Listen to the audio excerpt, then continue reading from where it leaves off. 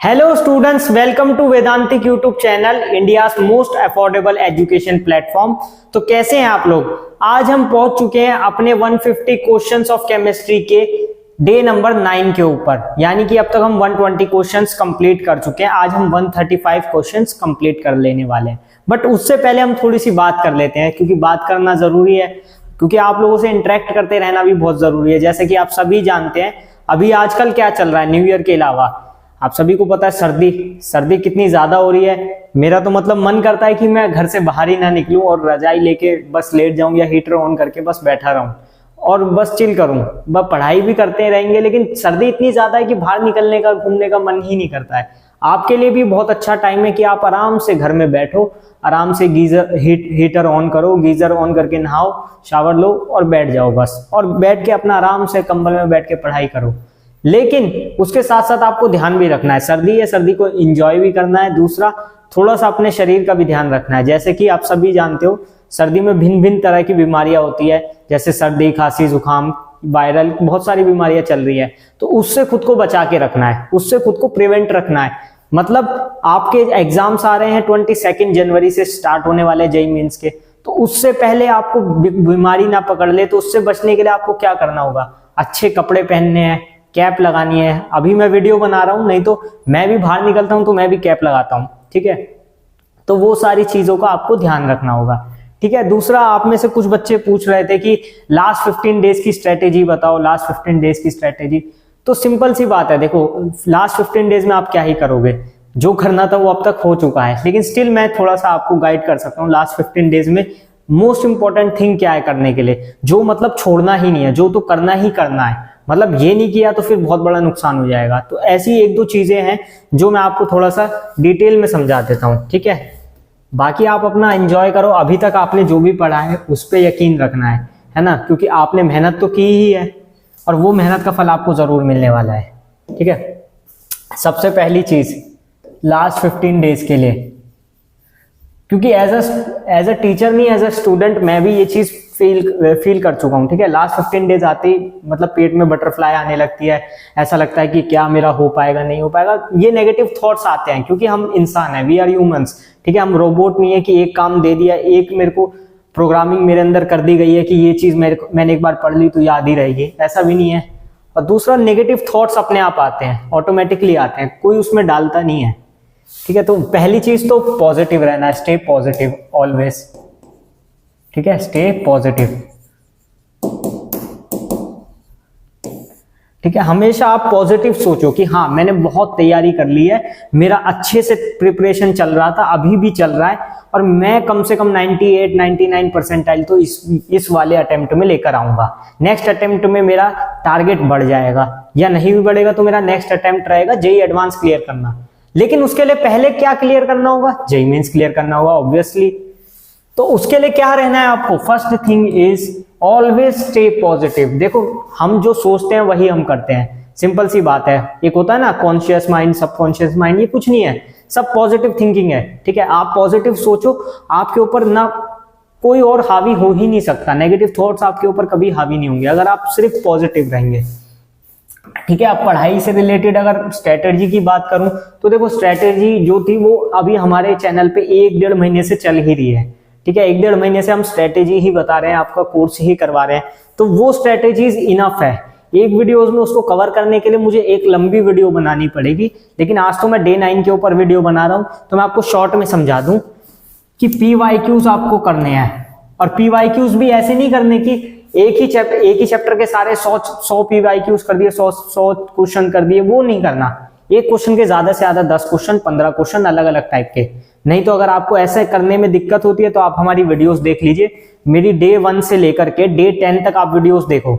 अभी तो ये डे 9 है, डे 8 तक की पहले वीडियोस देखो। हमने एक दिन में 2 से ज्यादा चैप्टर्स नहीं करवाए हैं, मतलब 15 क्वेश्चन हम करवा रहे हैं, तो वो 2 चैप्टर, या कोई बहुत छोटा होगा तो 3 चैप्टर हो गए कि जो कम इंपॉर्टेंट था। जैसे IUPAC में से हमने 2-3 ही क्वेश्चन करवाए, क्योंकि उसमें से चांसेस कम होते हैं। लेकिन जो बड़ा चैप्टर है उसमें से हमने 7-7, 8-8 क्वेश्चन टाइप के, अलग अलग टाइप के क्वेश्चंस करवाए हैं। तो वो भी आप देख सकते हो, प्रैक्टिस कर सकते हो। बाकी पीवाईक्यूज के आपके पास बुक भी होगी, पिछले 30 इयर्स का पीवाईक्यू देखो या 20 इयर्स का, बेसिकली 20 इयर्स का भी देखोगे तो चल जाएगा, ठीक है। 20 इयर्स का पीवाईक्यूज आप कर लो, ठीक है, उतना काफी है, ठीक है। प्रीवियस 20 डेज या प्रीवियस 20 इयर्स, ठीक है। और ध्यान रखो, अब आप मॉक टेस्ट भी करो, ठीक है, मॉक टेस्ट, लेकिन मॉक टेस्ट रोज नहीं, हर 2 दिन में mock test, every alternate days.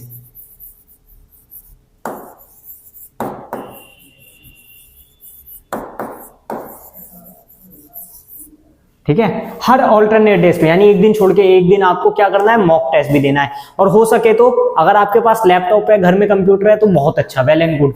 आप खुद से जेईई मेन की वेबसाइट पे आके, वैसे भी बहुत सारी ऐसी वेबसाइट है जहां पे आप मॉक टेस्ट दे सकते हो, या मॉक टेस्ट को डाउनलोड करो, उसी को तो एक शीट बना लो, OMR शीट डाउनलोड कर लो, उसका प्रिंट निकालो, उसी पे करते रहो, हाथ से या पेन से, कैसे भी कर लो।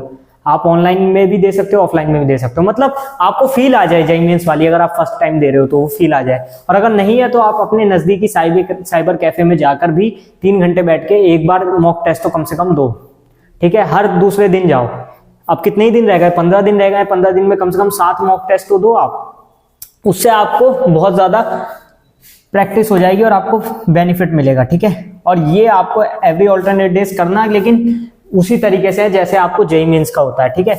ये बेनिफिशियल होगा आपके लिए, ठीक है। तो पीवाईक्यू स्टे पॉजिटिव अभी के लिए 15 डेज के लिए यही है। अगर आप मुझसे 3 मंथ पहले पूछते तो मैं बहुत लंबी स्ट्रेटेजी बता सकता था, बट अब 15 डेज में मैं बहुत सारी चीजें आपको बता दूं, आपके दिमाग में जो अभी तक था वो भी हट जाएगा।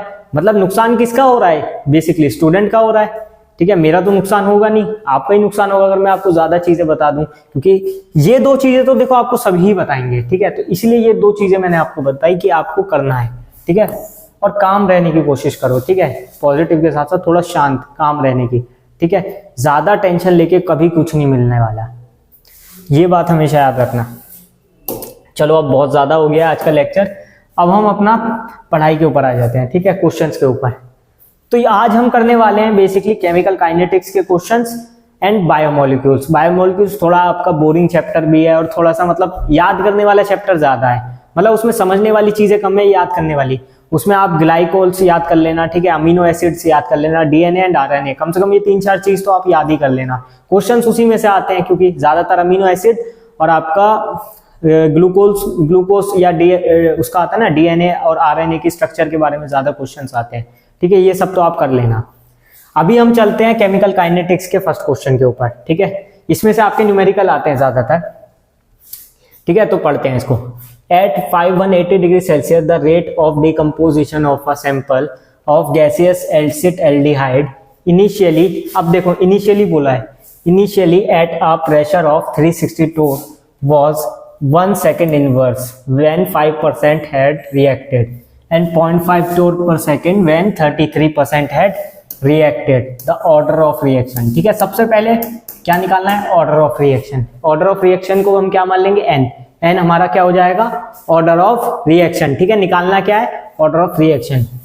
और गिवन क्या क्या है, अब देखो 5% जब रिएक्ट करता है, जब 5% रिएक्ट किया, ठीक है। वैसे मैंने एक बात आपको बता दूं, केमिकल काइनेटिक्स में ये लिखते हैं ना A-X, तो ये जो X वाला पार्ट होता है ये रिएक्टेड होता है, ठीक है, ये रिएक्टेड होता है और ये इनिशियल होता है, ठीक है। बेसिकली आपको याद करने के लिए बता रहा हूं, ठीक है। जब भी हम लिखते हैं तो ये इनिशियल होता है, वो रिएक्टेड होता है। अभी हम शॉर्ट में ही चलेंगे क्योंकि हमें रिविजन सीरीज है, ठीक है, बहुत ज्यादा टाइम इस पे नहीं ले सकते एक ही क्वेश्चन पे।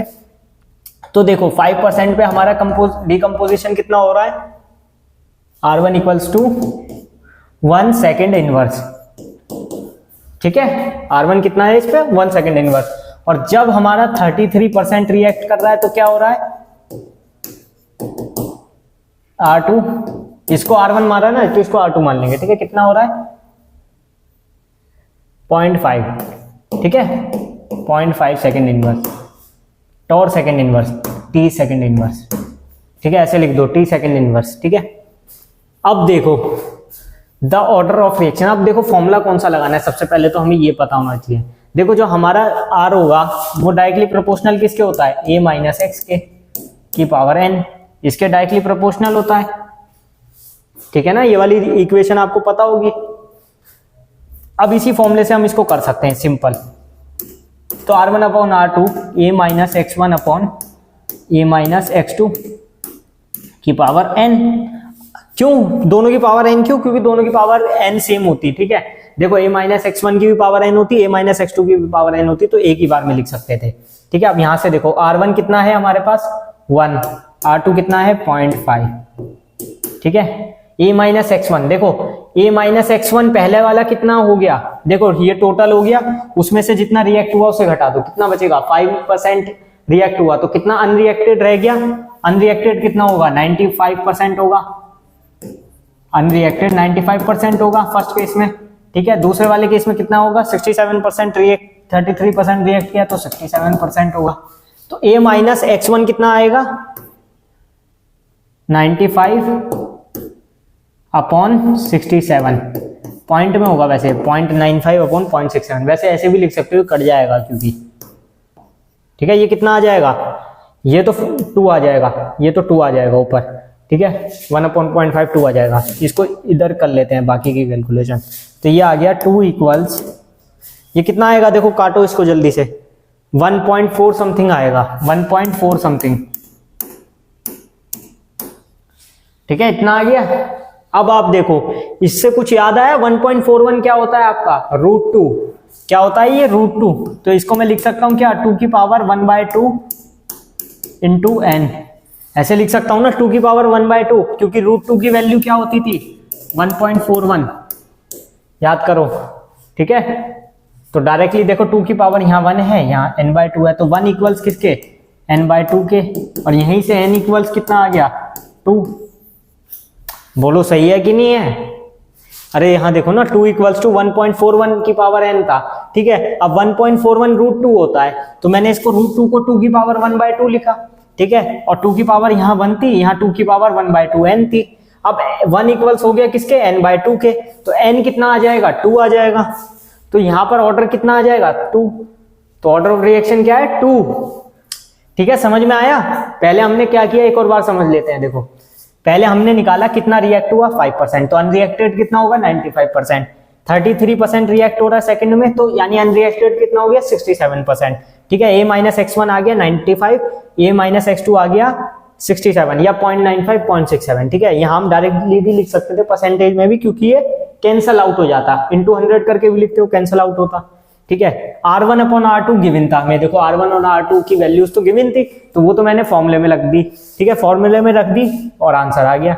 ये तो कैलकुलेशन वाला पार्ट था, ये तो आप कर ही लोगे, ठीक है। तो इसमें इस टाइप के क्वेश्चंस आने वाले हैं, इसमें फॉर्मुलेज याद कर लेना। देखो अब फॉर्मुलेज में रिवाइज करवाऊं, डेरिवेशन में नहीं करवा पाऊंगा, अभी इतना टाइम नहीं है, क्योंकि अभी मैंने जैसे अभी आपको बताया 15 to 20 डेज रह गए हैं, आप सब कुछ पढ़ चुके हैं, आपको आता ही होगा ये सब, ठीक है। लेकिन अगर आपको नहीं भी आता है तो आप फॉर्मूले प्लीज रिवाइज कर लो बुक में से, या जो भी आपके पास नोट्स हैं, क्योंकि वो बहुत जरूरी है। आपको एग्जाम में क्वेश्चन भी तभी होगा जब आपसे फॉर्मूला याद होगा, फॉर्मूला याद नहीं होगा तो फिर क्वेश्चन भी कैसे होगा, ठीक है। नेक्स्ट क्वेश्चन देखो, सेकंड वाले क्वेश्चन में देखो, अब इन क्वेश्चनों को देख के ये भी समझो कि ये केमिकल काइनेटिक्स का है, कौन सा फॉर्मूला लगेगा ये भी आपको मालूम होना चाहिए। देखो जैसे इसमें पूछ रहा है for the equilibrium AG gives BG, ठीक है। हम तो A to B देखेंगे केवल, उसमें हमें डेल्टा H दिया है -40 किलो जूल पर मोल। If the ratio of the activation energies of the forward EF and reverse EB reaction is 2/3। ये इंपॉर्टेंट लाइन है, देखो EF अपॉन EB कितना हो गया हमारे पास यहाँ 2/3, ठीक है। और क्या क्या गिवन है, डेल्टा H गिवन है कितना -40 किलो जूल पर मोल, ठीक है। दो चीज हमें गिवन है यहाँ पर। अब देखो इस रिएक्शन को करना कैसे है, ठीक है। हमने क्या पढ़ा, फॉर द इक्विलिब्रियम, इक्विलिब्रियम पे क्या होने वाला है, forward rate of reaction of forward, rate of reaction of backward, दोनों का क्या होगा सेम हो जाएगा, ठीक है। और इस केस में डेल्टा H क्या होता है, activation energy of forward reaction minus activation energy of backward reaction, यानी EF माइनस EB, ठीक है, ये इक्वेशन हो गई हमारी delta H equals to E F minus E B. अब देखो इन दोनों इक्वेशन को मैं ऊपर वाली इक्वेशन से सॉल्व कर दूंगा, यहां से किसी एक को एक के ऊपर बदल लो। जैसे मैंने यहाँ पर उल्टी सीधी कैलकुलेशन करी तो यहां से मेरा ई बी कितना आ जाएगा, देखो ई बी उधर गया, 3 उधर गया, 2 इधर आया, तो 3/2 ई एफ। ठीक है ना, यहां से देखो ई बी कितना आ जाएगा, 3/2 ई एफ आ जाएगा। या मैं ई बी को ये भी तो लिख सकता हूं 1.5 ई एफ। 3/2 कितना होता है 1.5, और वो 1.5 में यहां सब्स्टिट्यूट कर देता हूं डेल्टा एच में। तो देखो ई एफ की वैल्यू कितनी है, ई एफ माइनस 1.5 ई एफ। ठीक है, ई एफ माइनस 1.5 ई एफ। ठीक है ना, मैंने ई बी की जगह 1.5 ई एफ सब पुट कर दिया, ठीक है, सब्स्टिट्यूट कर दिया है। डेल्टा एच की वैल्यू कितनी है -40, और ये कितना आ गया, एक में से 1.5 गया, -0.5 आएगा, -0.5 ई एफ। अब इसको इससे काट दो, माइनस से माइनस गया, 0.5 से 40 गया, कितना 80 बच गया। तो ई एफ की वैल्यू कितनी आ गई, डायरेक्ट 80 आ गई। 80 और क्या यूनिट होगी, किलो जूल पर मोल, किलो जूल पर मोल। अब ई एफ आ गया तो ई बी भी निकाल सकता हूं ये वाली वैल्यू से।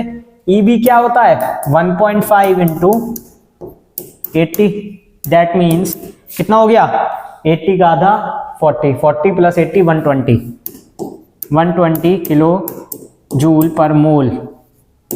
बताओ सही है कि नहीं है। अब देखो इन दोनों में क्या डिफरेंस है, कुछ था इस क्वेश्चन में, कुछ भी नहीं, बस हमें क्या पता होना चाहिए था, delta H equals to F minus E B, ratio हमें गिवन था। अब बताओ इससे इजी क्वेश्चन क्या आ सकता था, सिंपल मैथमेटिक्स बेसिक कैलकुलेशन थी। ठीक है, 1 मिनट भी नहीं लगा कैलकुलेशन करने में। ठीक है, मैंने तो आपको करके दिखाया, आप डायरेक्ट सब्स्टिट्यूट भी कर सकते थे। कैसे, आंसर सब्स्टिट्यूट करते ना, यहाँ देखो 2/3 आना चाहिए था। अब देखो इसमें 60 और 100 करते तो क्या यहाँ पर 2/3 आ सकता था, नहीं आ सकता था। ठीक है, 60 और 90 होता तो एक बार को आ जाता। 30 और 70 करेंगे 2/3 आ रहा था, नहीं। 80 और 120 पे हाँ ये आ रहा था, 70 और 30 पे नहीं। थर्ड, तो यहां पर आपको आंसर सब्स्टिट्यूट से भी कर सकते थे। शॉर्ट ट्रिक बताइए मैंने, कई बार आप ये देख सकते हो, मान लो क्वेश्चन नहीं आ रहा है तो सब्स्टिट्यूट करके देखो, हो सकता है तुक्का लग जाए। खाली छोड़ने से अच्छा तो यही है भाई, -1 का तो रिस्क आप ले सकते हो। ठीक है, अगर आपको कॉन्फिडेंस है कि ये हो सकता है, जैसे आप ऑल ऑफ द अबव वाले में भी तो लेते हो ना भाई, रिस्क तो लेना पड़ता है ना एक आध क्वेश्चन में, तो यहाँ आप ये रिस्क भी ले सकते थे। देखो कितना इजी, वैसे भी क्वेश्चन आसान था और यहाँ पर वैल्यू सब्स्टिट्यूट करके भी आ रहा था। तो ये चीजें देखा करो आप। ठीक है, ये चीजें आपको बहुत जरूरी है देखना कि किस तरीके से क्वेश्चन हो जाए, क्योंकि मेन तो वही है, पेपर में आपको कितना आता है उससे ज्यादा फर्क पड़ता है कि आपसे क्या हुआ, आपका क्या स्कोर रहा। ठीक है, तो ये क्वेश्चन आई होप आपको समझ आ गया होगा, बहुत सिंपल क्वेश्चन था। शॉर्ट ट्रिक भी मैंने आपको बता दी है। ठीक है, और ऐसी शॉर्ट ट्रिक आपको खुद भी मिल जाएगी जब आप क्वेश्चन करने लग जाओगे ना, प्रैक्टिस करते करते आपको बहुत सारी शॉर्ट ट्रिक पता चलेगी। नेक्स्ट क्वेश्चन की तरफ बढ़ते हैं। The rate of a chemical reaction doubles for every 10 degree Celsius rise of temperature. If the temperature is raised bye 50 degree Celsius, the rate of reaction increase by about. एक बार पढ़ लो question को। ठीक है, तो इसमें ये कहना चाह रहे हैं हर 10 डिग्री सेल्सियस बढ़ाते जाते हैं और टेम्परेचर कितना होता जाता है, 10 डिग्री सेल्सियस बढ़ता जाएगा, उसमें एक एक बार बढ़ता जाता है, और रेट ऑफ रिएक्शन क्या हो जाता है, डबल हो जाता है। रेट ऑफ रिएक्शन क्या हो जाएगा, डबल हो रहा है, यही कहा ना, rate of chemical reaction doubles. तो देखो रेट ऑफ रिएक्शन में बहुत सिंपल तरीके से आपको ये समझाने वाला हूं। ठीक है, क्या हो जाएगा, हर 10 डिग्री सेल्सियस बढ़ने पर क्या होगा, डबल। ठीक है, डबल इंटू इनिशियल रेट। ठीक है, फिर 10 डिग्री बढ़ाया तो क्या होगा, फिर से डबल हो जाएगा, फिर 10 डिग्री बनाया फिर से डबल हो जाएगा। तो ये तो चलता रहेगा 2 की पावर 1 2 3 5 4 6 5 7 8 n पावर तक। कहां तक, n नंबर तक। मतलब मान लो अगर मैंने 4 बार बढ़ाया तो 2 की पावर 4, 5 बार बढ़ाया 2 की पावर 5, 10 बार बढ़ाया 2 की पावर 10, 100 बार बढ़ाया 2 की पावर 100। तो अब हम इसको कर सकते हैं क्योंकि हर बार 10 डिग्री सेल्सियस बढ़ाने पर वो डबल हो रहा है, रेट क्या हो रहा है, डबल हो रहा है। ठीक है, तो अब देखो क्या होगा, यहां पर बोल रहा है 50 डिग्री सेल्सियस बढ़ा दिया, यानी T + 10, 50 + 10 कितना हो जाएगा, 60 डिग्री सेल्सियस। तो 60 डिग्री सेल्सियस बढ़ाने के लिए, for 60 degree Celsius the rate of reaction the rate of reaction कितना आएगा बच्चों, जल्दी बताओ। देखो बहुत सिंपल सी चीज है, मैं बता रहा हूं। 10 से 60 डिग्री तक आने में हर बार उसको 10 10 10 10 बढ़ाना होगा। तो देखो 10 में 10 जोड़ा 20, 20 में 10 जोड़ा 30, 30 में 10 जोड़ा 40, 40 में 10 जोड़ा 50, 50 में 10 जोड़ा 60।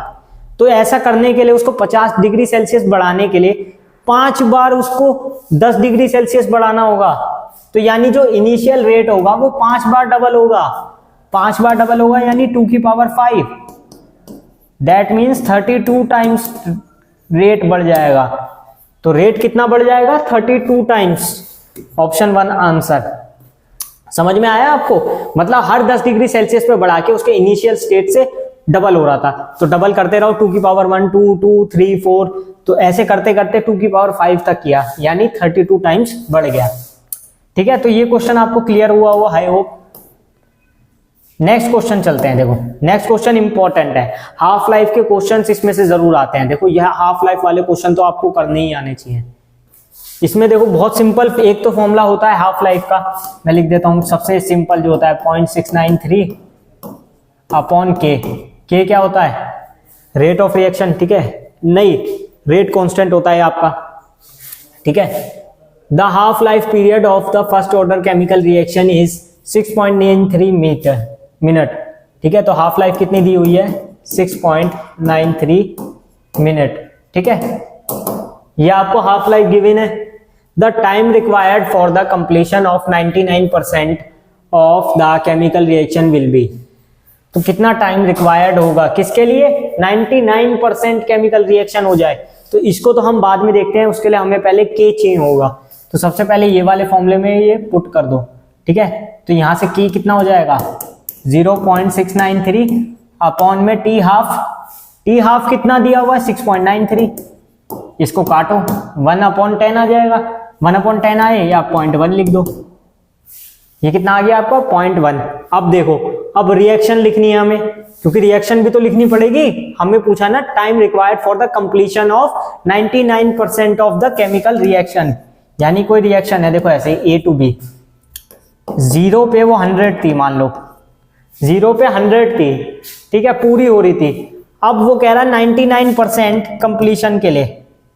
यही टाइम तो बताना है 99% कंप्लीशन के लिए, यानी कि 100 माइनस 99 इक्वल्स टू 1। तो ये 1 आएगा और ये कुछ नहीं। ठीक है, तो देखो 100 से 1 आ गया। ठीक है, यानी कि ये क्या था हमारा A0 और ये क्या था A1। वैसे कैपिटल A0 होगा, capital A0 capital A, capital A0 capital A। अब फॉर्मूला क्या लगता था यहाँ पर, इसमें एक फॉर्मूला लगता था KT वाला। ठीक है, KT वाला डायरेक्ट लिखें या फिर उसको लिखकर मैं पूरा ही लिख के दिखाता हूं। A इक्वल्स A0 e की पावर माइनस KT, ये फॉर्मूला होता था। ठीक है, अब इसी को अगर हम खोल लें, लॉग वॉग ले लें, तो क्या आ जाता था, KT इक्वल्स लॉग में ये ऊपर चला जाता था, और E को चेंज करने के लिए बेस 10 लाने के लिए 2.303 लगा देते थे। Log base 10 A0 upon A। इसको A भी लिख सकते हो आप, A1 भी लिख सकते हो। ठीक है, वो आपकी मर्जी है, आपको क्या लिखना है। ठीक है, इसको आप क्या लिखोगे वो आपके ऊपर डिपेंड करता है। ठीक है, ठीक है, तो इसको लॉग लेने पर आप चेंज करके देख सकते हो। छोटी सी डेरिवेशन भी थी इस टाइप की। ठीक है, तो देखो K हमें पता है, लेकिन उसको अभी हम यहीं रखते हैं। ठीक है, T इक्वल्स 2.303। चलो K को भी यहीं ले आते हैं, कैलकुलेशन इजी होगी। 0.1 इंटू लॉग बेस 10। A0 कितना गिवन था, मैंने अभी आपको बताया था, स्टार्टिंग में 100 था, उसके बाद जाके तो 99% हुआ, मतलब कितना रह गया, 1। यही था ना, 100/1। अब ये तो 100 ही हो गया, यानी 10 की पावर 2 कह सकते हैं इसको। तो ये सॉल्व होने पर 2 आएगा पूरा। ये कितना आ जाएगा, 2, और यहां पर एक 10 और आ जाएगा। तो ये कितना आ जाएगा, 23.03 इंटू 2, दैट मीन्स 46.06 आंसर। ठीक है, इसको सॉल्व करने पर कितना आया, T हमारा कितना आ गया टाइम, 46.06। ठीक है, 46.06 मिनट, क्योंकि हमने यहां पर मिनट में लिया था ना K, तो ये भी मिनट में आएगा। ठीक है, तो 46.06, ओ सॉरी, ये वाला नहीं, फर्स्ट वाला 46.06 आएगा। ये तो 460 है। ठीक है, एक बार आप चेक करो इसको। पहले हमने क्या लिखा है, रेट कांस्टेंट के, ठीक है ना, पहले हमने क्या निकाल लिया, ये के, ठीक है। के निकालने के बाद हमने ये वाली इक्वेशन लिखी। इसकी डायरेक्ट इक्वेशन की शॉर्ट फॉर्म ये होती है k t equals to 2.303 log base 10 A not upon A not का 100 इनिशियल पे, ठीक है। उसके बाद 99% कंप्लीट होने के बाद वो कितना रह जाता है, 1%, या 1 बोलेंगे, ठीक है। 100 का 1% 1, तो 100/1 आ गया, ठीक है। 100/1 कितना होता है, 10 की पावर 2, और log base 10 की पावर 2 कितना आएगा, 2, ठीक है। तो वही रखा हमने 2, और यहां से ये कट के कितना आ गया, 23.03 इंटू 2 46.06, ठीक है। तो ये था इसको करने का तरीका। देखो केमिकल काइनेटिक्स के क्वेश्चन ना जो न्यूमेरिकल है बड़े बड़े, वो विदाउट प्रैक्टिस होने ही नहीं वाले हैं। इसमें आपको प्रैक्टिस बहुत अच्छे से करनी होगी, ठीक है। मेरे कितना भी बता देने से ये आपसे 100% गारंटेड है ही नहीं कि हो जाएंगे, तो आपको प्रैक्टिस तो करनी पड़ेगी, ठीक है।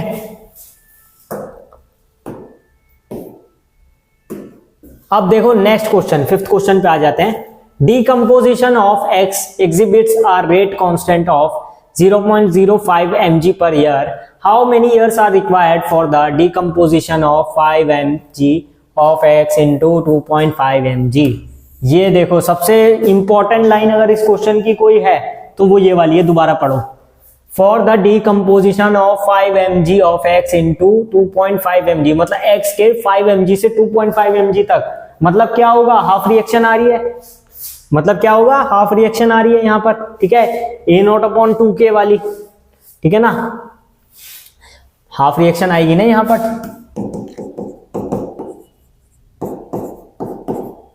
क्यों, क्योंकि 5 mg से कितने पे जा रहा है, 2.5 mg पे जा रहा है, ठीक है। रिएक्शन कांस्टेंट भी गिवन है, एक और हिंट देखो, रिएक्शन कांस्टेंट भी गिवन है, रेट कांस्टेंट भी गिवन है, ठीक है। हमें निकालना क्या है, टी हाफ निकालना है, ठीक है। तो इसके लिए अभी मुझे क्या निकालना होगा, बस ये देखो, ये भी गिवन है और ये भी गिवन है, तो सारी चीजें तो मुझे गिवन ही है, ठीक है। ऐसा तो कुछ है नहीं कि जो गिवन ना हो, लेकिन इसमें समझने वाली चीज क्या है, इसमें सबसे ज्यादा जरूरी चीज यही थी, ठीक है। और मैंने ये वाला फॉर्मूला क्यों लगाया, जीरो ऑर्डर रिएक्शन के लिए। अब जीरो ऑर्डर रिएक्शन कैसे पता चली मुझे, इसको देख के देखो, इसका जो यूनिट लिखी है, मतलब कंसंट्रेशन अपॉन टाइम वाली लिख दी है ना, इसमें क्या लेते थे, देखो, मोल की पावर 1 - n इंटू लीटर की power n-1 into second inverse, ऐसे लेते थे ना कुछ चेक करने के लिए कि कौन सा ऑर्डर होगा। ये मतलब एक तरीका होता है चेक करने का। तो जैसे मान लो मैं यहाँ n = 0 रखूं तो क्या आ जाएगा, मोल की पावर 1, लीटर की पावर क्या हो जाएगी, 0 - 1 -1, तो ये अपॉन में चला जाएगा लीटर, सेकेंड तो पहले इनवर्स है तो ये अपॉन में सेकेंड, तो mole upon litre into second. तो मोलैरिटी वाला बन रहा है ना, कंसंट्रेशन वाला बन रहा है ना, तो कंसंट्रेशन अपॉन टाइम वाला आ रहा है, ठीक है, कंसंट्रेशन अपॉन टाइम वाला आ रहा है। यानी कि रिएक्शन का ऑर्डर क्या होगा, जीरो ऑर्डर। तो ये जीरो ऑर्डर रिएक्शन है, जीरो ऑर्डर रिएक्शन है, ठीक है। तो जीरो ऑर्डर रिएक्शन के लिए क्या लिखते हैं, T half A not upon 2k, ठीक है। ए नॉट कितना था, इनिशियल पे कितना है, देखो 5 से 2.5, यानी इनिशियल कितना होगा 5, 2 इंटू के कितना है 0.05, ठीक है। ये आपको समझ आ गई ना जीरो ऑर्डर रिएक्शन कैसे हुई, ठीक है, ये समझ लेना। थोड़ा सा आप देख भी सकते हो खुद से, ठीक है। आप क्वेश्चन करोगे ना, थोड़ा सा आपको खुद ही अपने आप ही सेल्फ से समझ आ जाएगा कि कौन सी रिएक्शन फर्स्ट ऑर्डर है, सेकंड ऑर्डर है। करते रहोगे तो पता चल जाएगा, ठीक है। नहीं करोगे तो कुछ समझ नहीं आएगा। यहाँ से देखो 2 0 ऊपर लेनी पड़ेगी इसको 5 बनाने के लिए, ठीक है। 2 0 ऊपर आएगी तब ये कटेगा, और फिर 100/2 कितना आएगा, 50 ईयर्स होना चाहिए, शायद ईयर्स में है ना, हाँ तो ईयर्स होना चाहिए, 50 ईयर्स। तो इसका आंसर होगा सेकेंड 50, ठीक है। तो हमने ये वाला फॉर्मूला क्यों लगाया था, because of zero order reaction, ठीक है। और जीरो ऑर्डर रिएक्शन कैसे चेक करी हमने, n = 0 पुट करके। अगर 1 पुट कर देता तो मोल 0 हो जाता, लीटर 0 हो जाता, ठीक है। मोल 0, लीटर 0, सेकंड इनवर्स, ठीक है ना। तो सेकंड इनवर्स केवल लिखा होता तो मतलब फर्स्ट ऑर्डर रिएक्शन हो जाती, ठीक है ना। ये सब चीजें आपको समझ में आनी चाहिए। देखो n = 0 पुट करा तभी तो mole upon litre into second, ये सब चेक करना आप सीख जाओगे, 1-2 बार करोगे तो, ठीक है। और जीरो ऑर्डर रिएक्शन के लिए क्या लिखेंगे, T half A not upon 2k। और ए नॉट कितना था 5, ठीक है, और रेट कांस्टेंट कितना गिवन था 0.05, ठीक है। तो इसी तरह से आपको क्वेश्चंस करने हैं सारे, ठीक है, सारे क्वेश्चन ऐसे ही होने हैं, आपको बस क्वेश्चन पढ़ना है, फॉर्मूला लगाना है एंड आंसर, ठीक है। नेक्स्ट क्वेश्चन की तरफ बढ़ते हैं। If the concentration of B is increase from 0.1 to 0.3 mole keeping the value of A 8.1 mole the rate constant will be. हाँ, ये बहुत अच्छा क्वेश्चन है। देखो इस क्वेश्चन में न्यूमेरिकल कुछ नहीं है, स्टिल ये बहुत अच्छा क्वेश्चन है। ये क्या हो गया, एक मिनट रुको, मैं इसे ठीक करता हूं।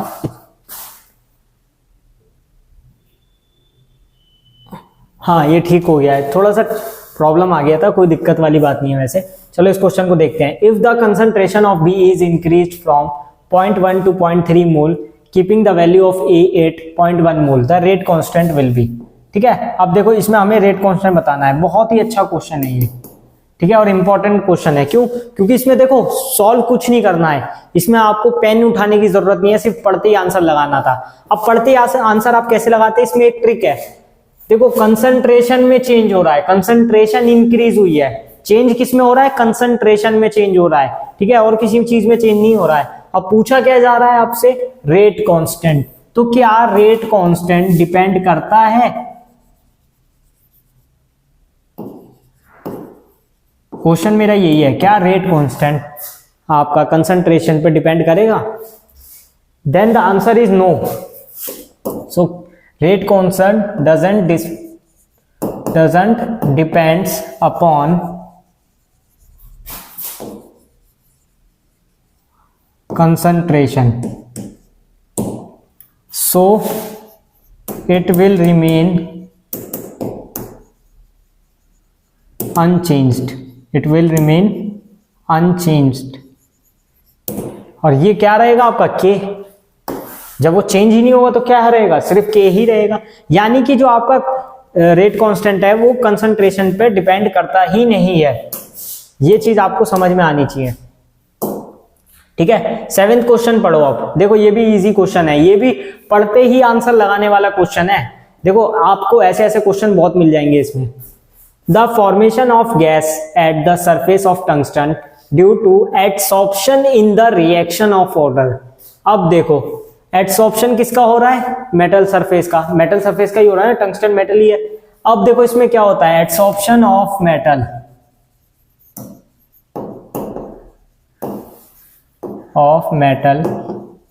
सरफेस क्या होना चाहिए, जीरो ऑर्डर होना चाहिए। कौन सा ऑर्डर होना चाहिए, zero order, zero order reaction होना चाहिए ना एडसॉर्प्शन ऑफ मेटल सरफेस के लिए। तो यहां पर आंसर क्या हो जाएगा, जीरो। क्यों, ये याद रखने वाली चीज है, ठीक है। एडसॉर्प्शन ऑफ मेटल सरफेस हमेशा जीरो ऑर्डर रिएक्शन पे होता है, ठीक है। तो इसमें याद रखने वाले क्वेश्चन भी हमने देख लिए हैं। अब आ जाते हैं नंबर 8 क्वेश्चन पे। तो इस क्वेश्चन में देखो क्या है, synthesis of each molecule of glucose in photosynthesis involves. अब देखो फोटोसिंथेसिस ऑफ ग्लूकोज, ग्लूकोज को करवाने के लिए पहले हम क्या देते थे, कार्बन डाइऑक्साइड गैस, ठीक है, प्लस 12 NADPH प्लस 18 ATP, ठीक है। और रिएक्शन कराने पे क्या मिल जाता था हमें, C6H12O6 यानी ग्लूकोज, ठीक है, प्लस H2O भी निकलता था इसमें से, ठीक है, और भी बाकी जैसे 12 NADPH 18 ATP। बट मेन हमें क्या याद रखना है, ये कि number of NADPH plus number of ATPs, ठीक है। अब आपसे क्वेश्चन में ये भी चीज पूछ सकता है, वो कभी कभी जरूरी नहीं है कि यही पूछेगा, ATP पूछ ले, नंबर ऑफ NADPH बताओ, तो ये भी आपको पता होना चाहिए कि ये 12 नंबर ऑफ NADPH यानी कि 12 मॉलिक्यूल्स ऑफ NADPH रिक्वायर्ड होते हैं ग्लूकोज फॉर्मेशन के लिए, और 18 number of molecules of ATP required होते हैं किसके लिए, ग्लूकोज फॉर्मेशन के लिए। तो इसमें आंसर क्या हो जाएगा, हमसे ATP का पूछा है ना सब में, तो 18 मॉलिक्यूल्स ऑफ ATP, ठीक है। तो ये आपका करेक्ट आंसर हो जाने वाला है। Which of the following below is water soluble. Water soluble का मतलब क्या होता है, ये सब आपको मालूम ही होगा, ये तो आप बहुत पहले से पढ़ते आ रहे हो, ठीक है ना, जो वाटर में सॉल्युबल हो। अब ये हमारे दो विटामिन होते हैं, vitamin B and vitamin C, ठीक है। यहां हम देख लेते हैं कौन कौन से ऑप्शन में है, तो यहां पर है विटामिन सी, ऑप्शन करेक्ट, ठीक है, विटामिन सी, विटामिन सी, ठीक है। थोड़ा सा आप पढ़ लेना विटामिन में से कम क्वेश्चंस आते हैं वैसे, बट ये कभी कभी जनरली एक आध क्वेश्चन आ जाता है। और ये देखो बायोमोलिक्यूल्स एक इस टाइप का चैप्टर है ना, इसको आपको रटना पड़ेगा, और इसको आप रट लोगे तो फायदे में रहोगे। 2 से 3 घंटे में आप पूरा रट सकते हो इंपॉर्टेंट टॉपिक्स, ठीक है। हो सकता है आपका क्वेश्चन फंस जाए इसमें से, ये भी पॉसिबिलिटी है। और फंसेगा तो देखो इसमें सॉल्व कुछ नहीं करना है, इसमें न्यूमेरिकल नहीं आएगा, इसमें आपको डायरेक्ट आंसर लगाने वाला ही आएगा। चलो नेक्स्ट क्वेश्चन की तरफ बढ़ते हैं। Which one of the following statement is correct. इसमें से कौन सा स्टेटमेंट करेक्ट है, तो देखो all amino acids except lysine are optically active. पहली बात मैं आपको बता दूं, अमीनो एक्टिव सारे ऑप्टिकल एक्टिव होते हैं सिर्फ एक को छोड़ के, ठीक है। उसमें से एक ऐसा होता है जो ऑप्टिकली एक्टिव नहीं होता, उसकी स्ट्रक्चर मैं आपको बता देता हूं। ये है आपका NH2, ठीक है, ये वाला अमीनो एसिड, और ये क्या होता है आपका ग्लाइसिन। याद तो आपको आ गया होगा ग्लाइसिन, ये आपका ऑप्टिकली एक्टिव नहीं होता है, ठीक है। सिर्फ ये आपका ऑप्टिकली एक्टिव नहीं होगा, ऑप्टिकली इनएक्टिव होगा ये, अदरवाइज सारे ऑप्टिकली एक्टिव होते हैं, ठीक है। तो आप क्वेश्चंस पढ़ लो। All amino acids except lysine are optically active, गलत। All amino acids are optically active, ये भी गलत। अभी तो बताया ग्लाइसिन को छोड़ के सारे ऑप्टिकली एक्टिव होते हैं, लेकिन सारे नहीं होते हैं। All amino acid except glycine are optically active, correct. तो एक ही ऑप्शन आपका करेक्ट है, all amino acids are optically inactive, ये भी गलत है। सारे थोड़ी एक ही है, बस ग्लाइसिन, ठीक है। तो ये आपको याद रखना है ग्लाइसिन की स्ट्रक्चर से कि ग्लाइसिन क्यों होता है। देखो यहाँ से पता भी चल रहा है, इस पे 2 हाइड्रोजन आ गए, कोई कायरल कार्बन नहीं है, यहाँ पे नाइट्रोजन जुड़ा हुआ है, यहाँ पर भी कोई कायरलिटी नहीं है, दैट्स वाई ये ऑप्टिकली इनएक्टिव हो जाता है। थोड़ा सा ये वाले पे हम तेज चल सकते हैं क्योंकि याद करने वाले क्वेश्चंस है, इसमें समझाने का बहुत ज्यादा पार्ट होता नहीं है, ठीक है। नेक्स्ट क्वेश्चन देखो, द प्रेजेंस और absence of hydroxy group on which carbon atom of sugar differentiate RNA and DNA. अब आरएनए एंड डीएनए में कौन डिफरेंशिएट करेगा, देखो मैं बना देता हूं इसकी स्ट्रक्चर। ऑक्सीजन लेंगे, रुको थोड़ा अच्छे से बनाते हैं, थोड़ा सा गंदा बन गया।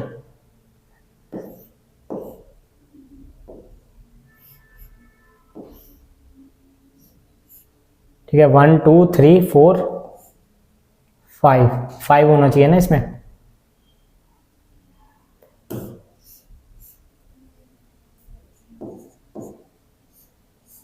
ऐसे ठीक है, देखो ये वाला सही है, इसको रखते हैं, ये वाला ज्यादा बेटर लग रहा है दिखने में, ठीक है। इस पे बनाते हैं स्ट्रक्चर। यहां पर देखो ऑक्सीजन इस तरीके से अटैच्ड है, इस वाले कार्बन से भी और इस वाले कार्बन से भी, ठीक है। यहां पर लिखेंगे हाइड्रोजन हाइड्रोजन OH, ठीक है। और ये हो जाएगा हमारा यहाँ पर CH2OH, ठीक है, यहाँ पर OH H, ठीक है। समझ में आ रहा है ना, ये हमारा हो गया राइबोस के लिए। किसके लिए, राइबोस के लिए। अब राइबोस और डी राइबोस आपको याद होगा, डीएनए के लिए क्या लिखते थे, डी राइबोस, ठीक है। शॉर्ट में डीऑक्सी राइबोस भी लिखते हैं, डी राइबोस भी लिख देते हैं, डी राइबोस, ठीक है। ऐसे भी आप लिख सकते हो। अब देखो दूसरा,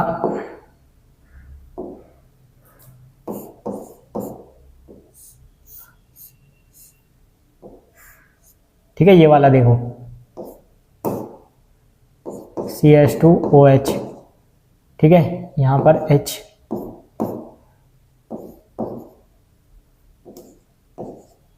ठीक है। अब देखो यहां पर ये चेंज होता है डी राइबोस में, डीऑक्सी राइबोस या डी राइबोस में ये चेंज होता है, ठीक है। ये होता है किसके लिए, आरएनए के लिए। ये किसके लिए होता है, आरएनए के लिए। और ये किसके लिए होता है, डीएनए के लिए, ठीक है। दोनों में फर्क देख लो क्या है, दोनों में फर्क एक है। क्या फर्क है बताओ जल्दी से। अब देखो इस वाले में क्या आ रहा है आपका, यहां पर 1 2, यहां पर क्या है 1 2, तो सेकंड वाले पे क्या नहीं है, OH ग्रुप नहीं है। सो हाइड्रोक्सी ग्रुप डिफरेंशिएट कौन सी नंबर पे कर रहा है, सेकंड पे। तो आंसर क्या होना चाहिए, सेकंड। समझ में आ गया ना, सेकंड नंबर पे नहीं आ रहा है ना ये। इसको रुको थोड़ा सा ठीक कर देते हैं, एक और बार समझ लो, ठीक है। अगर नहीं समझ आया हो तो ऐसे था, देखो कोई दिक्कत नहीं है अगर एक क्वेश्चन को 2 बार समझाना भी पड़े, समझ में आना चाहिए। देखो यहाँ पर क्या था, CH2OH, ठीक है, यहाँ पर OH H और यहाँ पर OH दोनों साइड होगा, ठीक है, H H। ये आपका है राइबोस, ठीक है। राइबोस मतलब आप समझ गए ना, RNA, ठीक है। डी राइबोस जब भी बोलूंगा तो वो DNA के लिए होगा, ठीक है। ऐसे ही याद करने का तरीका है, ठीक है। और देखो स्ट्रक्चर थोड़ा खराब भी बने तो फिर वो आप देख लेना थोड़ा सा, बस आपको मेन है समझ में आना चाहिए।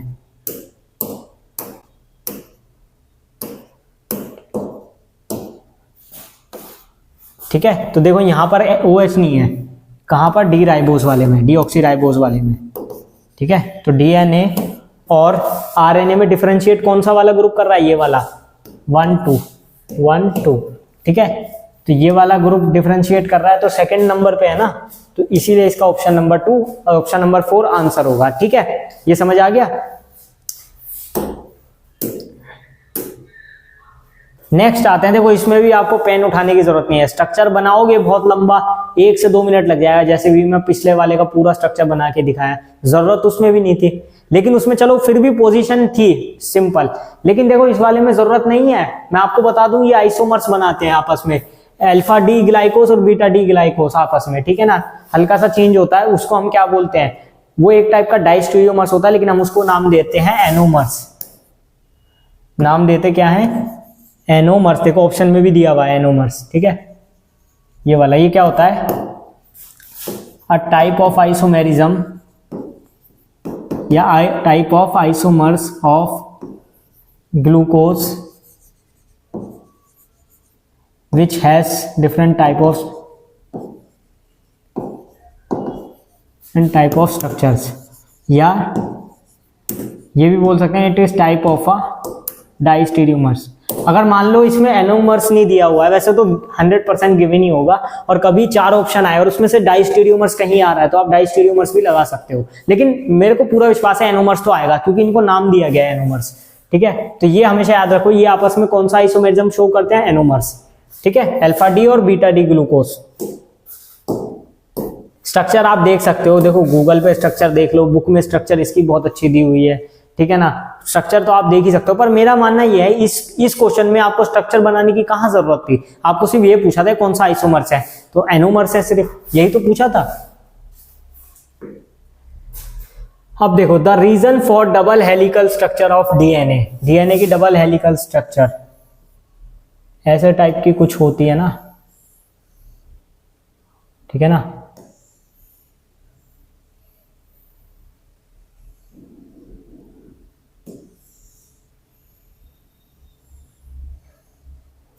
इस टाइप की कोई डबल हेलिकल स्ट्रक्चर बनती है, ठीक है ना। इसमें एसिड्स होते हैं बहुत सारे, अमीनो एसिड्स होते हैं, ठीक है, बेस होते हैं बहुत सारे, तो ये सब इसमें चलता रहता है, ठीक है ना। बट ये होती किसकी वजह से है, ठीक है, डाइपोल डाइपोल इंटरेक्शन नहीं, ये तो स्टेबिलिटी देगा, इलेक्ट्रोस्टैटिक अट्रैक्शन ये भी स्टेबिलिटी देगा, वंडरवॉल फोर्स ये भी स्टेबिलिटी देगा। तो इसकी स्ट्रक्चर किसकी वजह से होती है, due to hydrogen bonding, due to hydrogen bonding, ये याद रखना है, किसकी वजह से होती है, हाइड्रोजन बॉन्डिंग की वजह से। ये कॉम्प्लेक्स में ऐसी हाइड्रोजन बॉन्डिंग दिखाते हैं जिसकी वजह से इसकी डबल हेलिक्स स्ट्रक्चर बन जाती है, और बाकी जो इलेक्ट्रोस्टैटिक अट्रैक्शन है और वैंडरवाल फोर्स है ये सभी इसको स्टेबिलिटी देते हैं, ठीक है। ये सब क्या देते हैं, इसको स्टेबिलिटी देते हैं, ठीक है। तो ये याद रखना है, due to hydrogen bonding it has helical structure. Next question पे आते हैं, which one of the following basis is not present in DNA. अब देखो डीएनए में अलग अलग टाइप के एसिड्स होते हैं, मैं नाम लिख देता हूं सबके, ठीक है। जो मुख्यतः चार हैं मैं उन चारों के बता देता हूं, ठीक है। एक तो होता है सबसे पहले एडेनिन, फिर एक और होता है आपका साइटोसिन, ठीक है। एक होता है एडेनिन, एक होता है साइटोसिन, और दूसरा कौन सा होता है आपका, थीमिन, ठीक है। तीसरा कौन सा होता है, थीमिन, ठीक है। ये तीनों तो आपके बहुत ही मुख्य होते हैं, ठीक है। ये मोस्ट इंपॉर्टेंट क्वेश्चन है आपका, एडेनिन साइटोसिन थायमिनिन, ठीक है, ये तीनों इसमें रहते हैं, ठीक है। एक और भी होता है, वो अभी याद नहीं आ रहा है, बट इन तीनों में से कौन सा नहीं है? थायमिन है, एडेनिन है, साइटोसिन है, तो कौन सा रह गया बस? क्यूनिलिन। यही तो पूछा था ना हमसे, कौन सा प्रेजेंट नहीं है। अगर ये पूछा होता कौन से प्रेजेंट है तो उसमें से हम तीनों में से चेक करते, तो फिर ऑप्शंस भी अलग हो जाते, ठीक है ना। लेकिन हमें ये तीन जरूर याद रखने हैं, एडेनिन, साइटोसिन, थायमिन, ठीक है। Last question of this day, इसके बाद हमारे 135 क्वेश्चंस कंप्लीट हो जाने वाले हैं। अपने आप में बहुत बड़ी अचीवमेंट है। Which base is present in RNA but not in DNA, ठीक है। अब बेस का पूछ रहा है, वो कौन सा आरएनए में है, डीएनए में नहीं है। तो देखो ये अच्छा क्वेश्चन है। देखो थायमिन, गायनिन, देखो ये गायनिन था, वो याद नहीं आया था, ये भी उसी में होता है, ठीक है, डीएनए में, लेकिन हमें उस टाइम याद नहीं आया। थायमिन, डायनिन और साइटोसिन, ये हमने अभी पढ़ लिया था, एडिनिन भी था एक साथ में, तो ये चारों बेसिकली थे, ठीक है। तो कौन सा नहीं है बस? यूरेसिल, यूरेसिल नहीं है, ठीक है। यूरेसिल आरएनए में है लेकिन डीएनए में नहीं है, ठीक है। ये वाला क्वेश्चन किया था ना हमने पिछला, देखो ये वाला, तो इसमें ये तीनों थे, थायमिन, एडेनिन, साइटोसिन, ये किस में थे? प्रेजेंट डीएनए में, ठीक है। और जो एक बचा यूरेसिल, वो किस में था? आरएनए में था, लेकिन डीएनए में नहीं था, ठीक है। क्यूनिनिल बेसिकली आपका एक टाइप ऑफ ऑर्गेनिक कंपाउंड है जो डीएनए के अंदर कॉम्प्लेक्स स्ट्रक्चर में फिक्स्ड नहीं होता है, ठीक है। तो इसीलिए इसका आंसर होगा यूरेसिल, ठीक है। और इसी के साथ आज हमारे 135 क्वेश्चंस कंप्लीट होते हैं। बहुत बड़ी अचीवमेंट है अपने आप में 135 क्वेश्चंस कंप्लीट कर देना। और मुझे नहीं लगता हर वीडियो आपकी 1 आवर की है, तो 9 आवर्स में 135 क्वेश्चंस कर देना अलग अलग टाइप के। और कल हम 15 क्वेश्चंस और लाएंगे, लास्ट रहेगा हमारा, कल लास्ट डे है जिसमें हम 150 क्वेश्चंस को कंप्लीट कर देंगे और इस सीरीज को खत्म कर देंगे। अब इस सीरीज के बाद आगे क्या कराएंगे वो अभी हम आपको बाद में बताने वाले हैं। बट अभी तक ये सीरीज बहुत अच्छी रही है, आप सबको भी पसंद आ रही है, और हमने भी अपना पूरा कोशिश की है, अपना बेस्ट देने की कोशिश की है, ट्राई किया कि हम बेस्ट टू बेस्ट क्वेश्चंस को करवा सके, ठीक है। आगे भी ऐसी कंटेंट लाते रहेंगे, उसके लिए हमारे चैनल से जुड़े रहें। और अगर आपको ये वीडियो पसंद आई हो so please do like, comment and share this video, because ये बहुत ज्यादा जरूरी है। आप सबका हमारे साथ जुड़ना, हमारी वीडियोस लाइक करना, ये अपने आप में बहुत बड़ी बात है, और मैं चाहता हूं कि ये प्यार बना रहे, ठीक है। So thank you. अब मिलते हैं कल नेक्स्ट वीडियो के साथ। ओके।